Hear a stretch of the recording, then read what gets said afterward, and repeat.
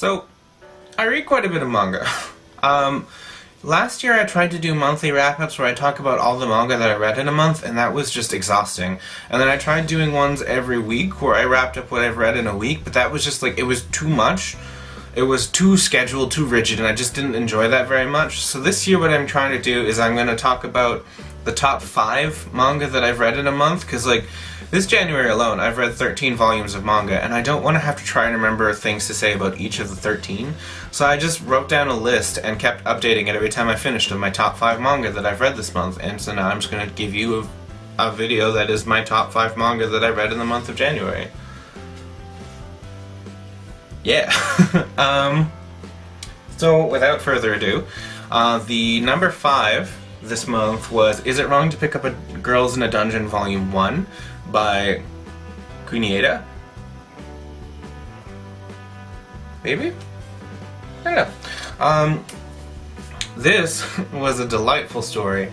I really liked our main character. He's just gently pervy. Everything in it is just, it's very gently pervy, which is good for me. Because I like a little hint of it. I just don't like it when it's like, oh, look, her tits are right out. That was a weird voice. I'm sorry for that one.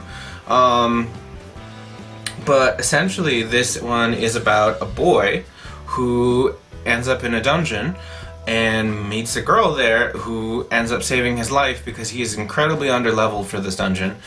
And then he just kind of falls for her, and then he ends up meeting her, and then he just wants to be good enough to be with her, and it's cute, and it's kind of pure in an impure way that he just wants to be with this girl, so he needs to get stronger to be with this girl, and it's precious. And then I just really enjoyed it. The artwork was beautiful, and I can't wait to see where this goes. I should have just stuck with the anime when it was airing, but the manga's pretty good too.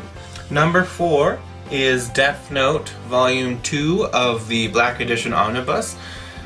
This volume here is the one where Misa shows up and Light has to fix her whole mess because she is just a mess. This one of the 3 volumes of Death Note I've read so far is the most interesting. I feel like it has the most conflict in it. Like, it's the most, is everyone gonna be, or is Light gonna be able to keep his secret? Like, what's gonna happen? Like, what's going on? Like, this one was the most interesting one to, like, read and wonder what was gonna happen, because I honestly I don't remember how Death Note goes. It's been forever since I've seen it.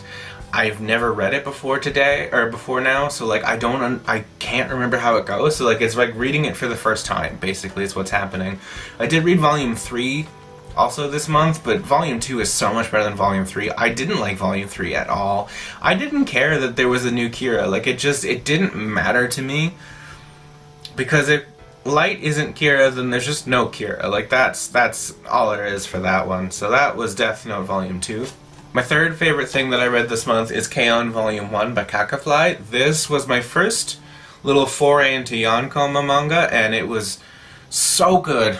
It took me a while to get into the habit of like properly reading it, because I kept wanting to go like right to left and then down, like as you normally do with manga, but since it's Yonkoma, you go like up and down, or you go down and then left and then down. So like it was kind of weird to like retrain my brain in order to read it correctly, but once I did, like it was so funny. These girls are all so cute. I can't wait to get more of these because I desperately need more of them. It's about 4 girls who end up in a high school light music band, I think it's called. And they're so precious. The main character joins the club, but she can't even play a guitar. She didn't even have a guitar, so she like buys a guitar, learns to play it, and it's just kind of them just being, you know, delightful, cute messes throughout the whole thing, and I need more of it. Number 2 is Occultic 9 Volume 1. This is about nerds and the occult. There's a bunch of people that are dying, a bunch of weird, mysterious things that are going on, and all these characters. Yeah, they all come together around him, and then something happens. I'm not sure. The plot in this one, it was really solid bones for where the story could go, and I just don't know where the story's going to go from here, but I have Volume 2, and I'm really excited to read Volume 2, so, I mean, yeah. And if you have seen any of my other videos this month, you will know that I have a pretty steady theme of just loving this manga, so it should be no surprise that my favorite thing that I read last month is Volume 1 of Cardcaptor Girl, or Clear Card Arc, because damn, this is just everything that I needed to be in a sequel to Cardcaptor Sakura. It's beautiful, she's older, she's stronger, the cards are, like, I'm gonna say the cards are better than they were before. The mystery, I need more. They need to publish faster in English because I refuse to read the scanlations. I just refuse to do it. I want a beautiful physical copy of this on my shelf for each volume, and I can't wait.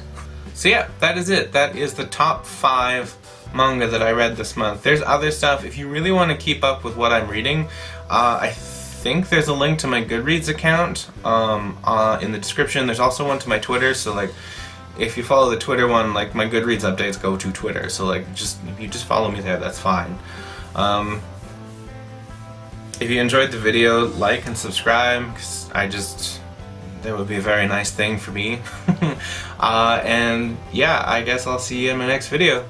Bye!